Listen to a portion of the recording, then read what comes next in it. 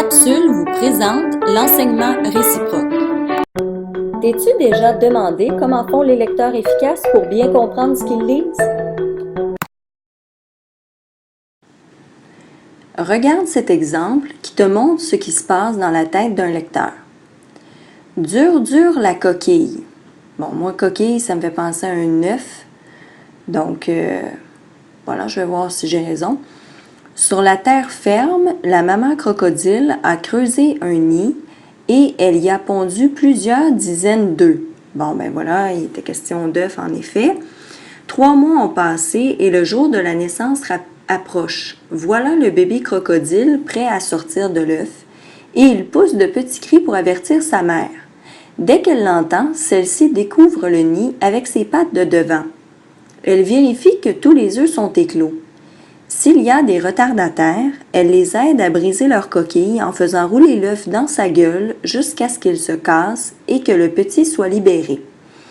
Dès qu'ils sont nés, maman crocodile met ses petits dans sa gueule. Ah, c'est bizarre, je savais pas. Ben, je prédis que peut-être qu'elle en mange quelques-uns, peut-être les crocodiles qui mourraient ou qui sont pas assez forts pour survivre, quelque chose comme ça. Donc, jusqu'à maintenant, ce que j'ai lu, c'est l'éclosion de l'œuf, puis on décrit l'aide de la mère crocodile pour aider son bébé. Je continue. Pour leur premier voyage, la maman crocodile transporte ses petits dans sa gueule. Oups, donc si elle les met dans sa bouche, c'était pas pour en manger finalement, c'était juste pour les transporter. Alors, bon, elle transporte ses bébés, mais pourquoi? Est-ce que c'est parce que les bébés crocodiles ne savent pas marcher? Je vais voir un petit peu plus loin. Donc, c'est un bon moyen pour elle d'éviter qu'ils ne se fassent manger pendant le trajet qui les mène à l'eau. Ah, OK, donc c'est pas parce qu'ils ne savent pas marcher, c'est parce qu'ils seraient en danger.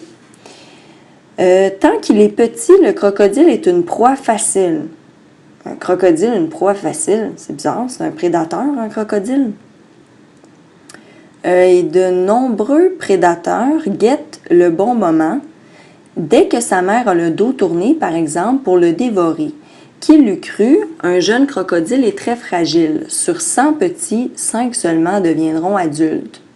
OK, bien c'est une proie facile, pas quand il est adulte, là. On parle quand il est bébé, si sa mère ne surveille pas, s'il est trop petit, ça se pourrait.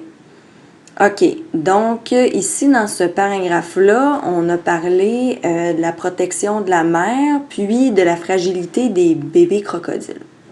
Alors, voilà.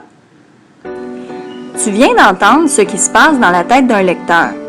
Pendant une lecture, le bon lecteur utilise un éventail de stratégies, mais 4 sont essentielles à la compréhension. Pour bien comprendre, un lecteur doit être en mesure de prédire, de se questionner, de clarifier et de résumer. Aujourd'hui, tu feras la connaissance des 4 fantastiques. Ils représentent les 4 stratégies mises en œuvre en enseignement réciproque. Tu auras l'occasion d'observer comment ils font pour mieux comprendre ce qu'ils lisent. Les 4 fantastiques représentent les petites voix qu'un lecteur expert entend dans sa tête pendant sa lecture. Si chaque fantastique avait laissé sa trace sur le texte, voici ce à quoi il aurait ressemblé. Le but de l'enseignement réciproque est de t'amener à faire parler ces 4 fantastiques dans ta tête lors de tes lectures. Nous allons observer plus en détail le travail de chacun. Commençons avec Victor le visionnaire. Comment s'y prend-il pour prédire? Je m'appelle Victor, le visionnaire. Je survole le texte en lisant le titre et les intertitres et je regarde les images pour prédire le contenu ou la suite du texte. Regarde comment je fais. Si je regarde l'image, je vois des crocodiles qui sont rassemblés au soleil. Le titre est Sieste au soleil. Je prédis que le texte parlera du sommeil du crocodile durant le jour. Je vais lire le texte et vérifier si j'ai raison. Un crocodile, comme un lézard, passe une bonne partie de la journée à dormir. OK, donc ça confirme ce que je me disais. Le texte parle du sommeil du crocodile. Au soleil, la gueule ouverte comme s'il bâillait. Si on parle de bâiller, on est encore dans le thème du sommeil. Mais je crois que si les crocodiles restent trop longtemps au soleil, ils vont se dessécher. Je vais voir plus loin si c'est ce qui arrive. Les crocodiles sont souvent en groupe sur la berge pour s'adonner à cette activité. Ah, l'activité c'est dormir, donc on est toujours dans le thème. Personne n'ose les déranger, sauf le plus viand d'Afrique qui n'hésite pas à s'approcher d'eux de très près.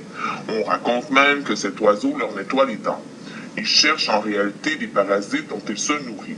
À midi, lorsqu'il fait trop chaud sous le soleil, le crocodile va se réfugier à l'ombre. Et de temps en temps, il va se plonger dans l'eau. Ah, donc, les crocodiles ne se dessèchent pas comme je l'avais prédit. Ils changent d'endroit pour éviter que ça se produise. Voilà. Continuons avec Quentin le questionneur.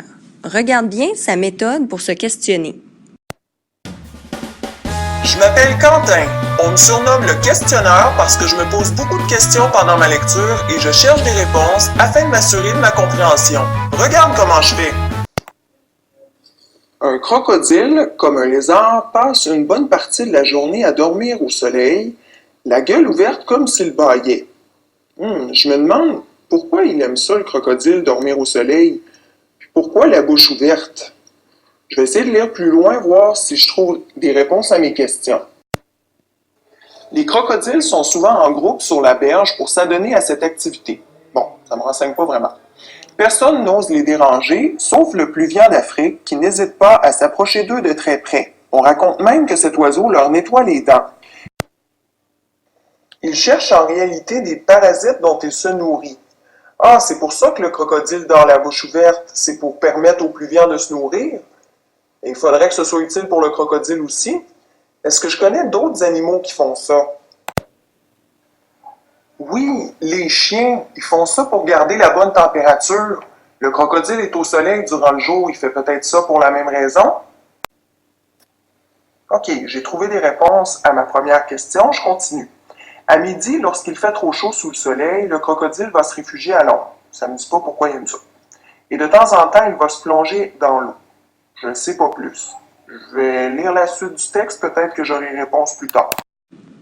Note maintenant comment Claire, la clarificatrice, arrive à clarifier un mot ou un passage. Bonjour, mes très chers. Je me nomme Claire, la clarificatrice.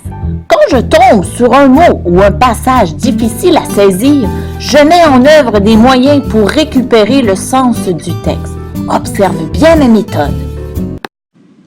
Un crocodile, comme un lézard, passe une bonne partie de la journée à dormir au soleil, la gueule ouverte comme s'il bâillait. Les crocodiles sont souvent en groupe sur la berge pour s'adonner à cette activité. Oh, je ne vois pas d'image dans ma tête. Ils sont où? Pour faire quoi? Je vais relire avant pour essayer de clarifier un peu tout ça. Un crocodile, comme un lézard, passe une bonne partie de la journée à dormir au soleil, la gueule ouverte comme s'il bâillait. Ah, l'activité, c'est dormir. Donc, je vois les crocodiles qui dorment en groupe sur la berge. La berge, c'est l'endroit. Ça doit être sur le bord de l'eau, puisqu'ils ne pourraient pas profiter du soleil s'ils étaient dans l'eau. Ils dorment donc sur le bord de la berge. Je continue. Personne n'ose les déranger, sauf le pluvian d'Afrique qui n'hésite pas à s'approcher d'eux de très près. Je n'arrive pas à comprendre le mot pluvian. Je vais poursuivre ma lecture pour trouver des indices. On raconte même que cet oiseau leur nettoie les dents. Ah, on dit cet oiseau. Le voilà mon indice. Je vais remplacer mon mot par celui que je viens de trouver. Personne n'ose les déranger, sauf cet oiseau d'Afrique. Voilà, ça fonctionne. Tout est clair maintenant. Pour terminer, observe bien Rémi le résumeur. Comment s'y prend-il pour résumer? On m'appelle Rémi, le résumeur. Hi-ha! Parce qu'en cours de lecture, ou lorsque j'ai fini, j'attrape les informations importantes à l'aide de mon lasso.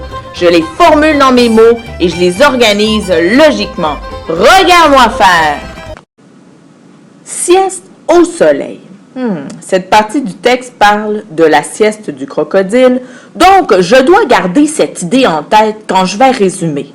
Un crocodile, comme un lézard, passe une bonne partie de la journée à dormir au soleil, la gueule ouverte, comme s'il bâillait.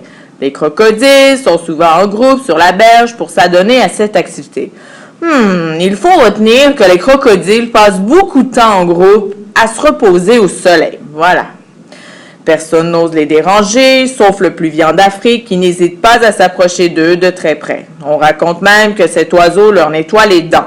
Il cherche en réalité des parasites dont il se nourrit. Bon, ici, je retiens que le seul animal qui s'approche d'eux pendant la sieste, c'est un oiseau appelé pluvian. Foi! Quel oiseau! À midi, lorsqu'il fait trop chaud, sous le soleil, le crocodile va se réfugier à l'ombre et de temps en temps, il va se plonger dans l'eau. Bon, pour terminer, ils changent d'endroit s'ils ont trop chaud pendant leur sommeil. Eh bien voilà, c'était Rémi, le résumeur. Hi-ha!